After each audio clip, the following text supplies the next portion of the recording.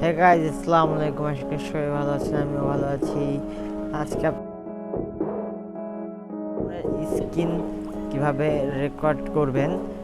ফোনের screen record করার জন্য আপনার আগেই বলে রাখি, আপনার ফোনের র্যাম যদি 3 GB মধ্যে থাকে, 3 থেকে 4 GBর ভিতরে, তাহলে আপনি থার্ড পার্টি অ্যাপ ব্যবহার করবেন।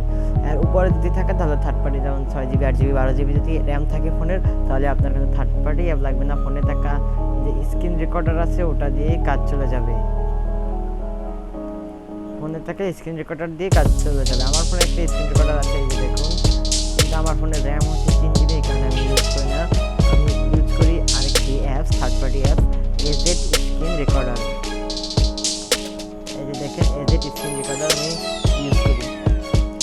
তাহলে আপনাদের কাছে দেখিয়ে দেবো কীভাবে এজেড স্ক্রিন রেকর্ডার ডাউনলোড করবেন। এই জন্য আমাদের প্রথমে প্লে স্টোরে চলে যেতে হবে। প্লে স্টোরে গিয়ে সার্চ করতে হবে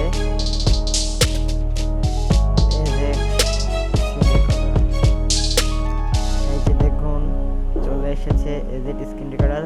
আমার ইনস্টল করা আছে দেখে ওপেন দেখাচ্ছে, যদি তাদের এভাবে ইনস্টল করা শো করবে, তারা ইনস্টল করে ডাউনলোড করে দেবেন। যদি এতেও না হয় তাহলে আপনারা ইউজ করতে পারেন এক্স রেকর্ডার, এটাও কিন্তু ফোনের জন্য বেস্ট। আমি আগে এক্স রেকর্ডার করতাম, এক্স রেকর্ডারটা ভালো।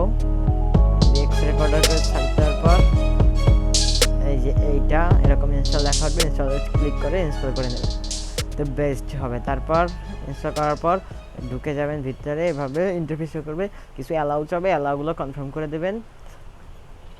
তারপর এখান থেকে সেটিংয়ে চলে আসবেন। এই রেজলিউশন এখানে 1020 করা যায়, আপনারা 720 রাখবেন। এইচডিতেই বেস্ট, ফোন ল্যাগ করবে না। ভিডিও কোয়ালিটি আপনারা অটো রাখতে পারেন, 16 MBps হাই রেটেই রেখে দিতে পারেন, আর বা অটো রিকমেন্ডেড রাখতে পারেন। আর ওগুলো সবই অটো রাখবেন, আর খালি অডিও সোর্স মাইক্রোফোন করে রাখবেন। তারপর আর কিছু করার দরকার নাই, এখান থেকে এইটুকু করলেই হয়। তারপর আপনারা ভিডিও ক্লিক করার পর 3 সেকেন্ড আসবে, তারপরে স্ক্রিন রেকর্ড শুরু হবে। ভিডিওটি ভালো লাগলে লাইক, শেয়ার অ্যান্ড সাবস্ক্রাইব করে পাশে থাকবেন। ধন্যবাদ।